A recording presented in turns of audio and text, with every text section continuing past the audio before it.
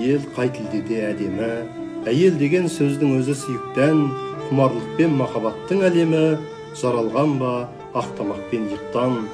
Қаймақ ерін сәл ашылса күлгөлі, күлмес бұрын көңіліңе келедің, сонда оның жеңіл олған бір демі, сатып алар 100 ақынның өлеңін. Деп Жұмекен ақын жырлағандай, тек бір жымиған күлкісінің өз талай ақынның өлең жырына арқау болған. Аяулы да ардақты, сұлу да сымбатты, нәзік те қымбатты, әпке қарындастар. Бұқар жырау толғағандай, оңай сені көтерген, омыртқасы үзілген, аязды күнде айналған, бұлтты күнде толғанған, қар құрсағын кеңіткен, тас емшегін жібіткен аналарымыз бен әжелеріміз.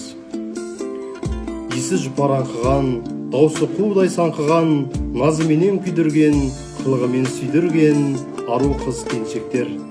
Сіздерді боз жусам болмысы өздеріңіздей болған шуақты көктемдегі мерекелеріңізбен құттықтаймын. Отбасыларыңызға амандық, дендеріңізге саулық тілеймін. Жүрген жерлеріңізде сол көктемнің жылулығындай мейірім шуақ таратып жүре беріңіздер. Барлықтарыңыз аман болыңыздар. Амин.